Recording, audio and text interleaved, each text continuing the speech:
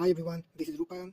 I recently matched at Cleveland Clinic main internal medicine residency program. I've got a lot of requests regarding personal statement. So there are a lot of videos on the internet about what to write, what not to write in the personal statement. But I think there is a lack of videos or explanation regarding how to think or how to retrospect for the personal statement.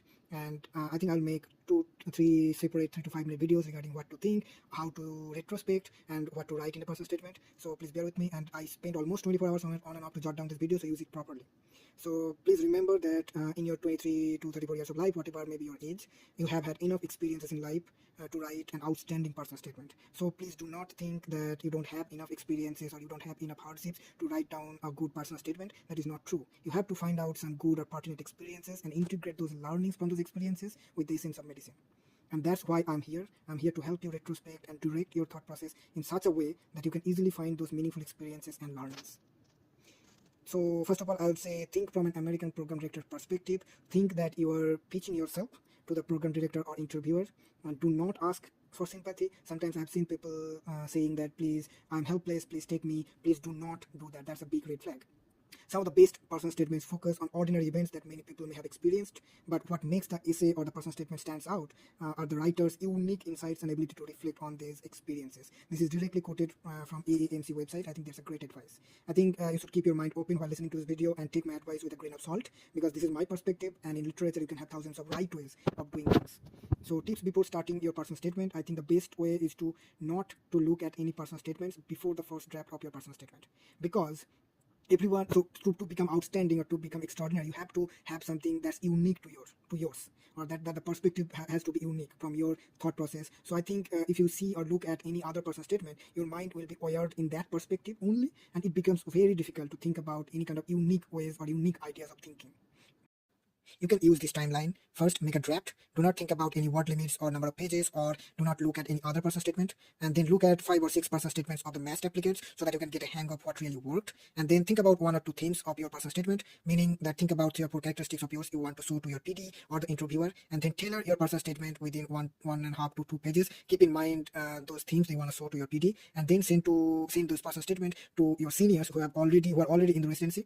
And I think it would be best to show your personal statement to 1 or more American graduates so that you can get a hang of American perspective. So now I'm going to discuss about how to think about your personal statement, how to think about the situations. So we, as an IMG, we are not used to retrospect our hardships or our resilience or our achievement in any term, because we haven't written any in our home country or so. So oftentimes we undermine our skill sets by thinking, oh, this is not a great thing that I did. This is not that great. Everybody does that, so it doesn't count as a good experience. But I think from another perspective, what you did is great, even though it's a small achievement or small hardship from your perspective.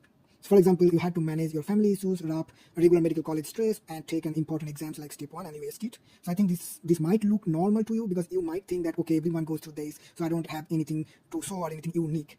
I think if you can write your resiliency or your hardship from your own perspective in those situations, that would be better. If it's pertinent, it's always so focus on the delta or the change. So oftentimes I request people to think about your perspective before that incident and your perspective after that incident, and you calculate the delta, the change of it, and what has changed in your mind due to the experience.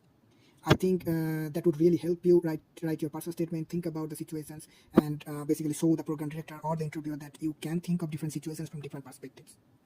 And secondly, an applicant should show these things: that you are capable, you have to have the correct motivation, you have to have a long-term vision, and lastly, you are fit for the residency program. For example, for capability, I think if you show that you are resilient, and so it will show that you will face the challenges in your residency program and you will handle it in a proper way.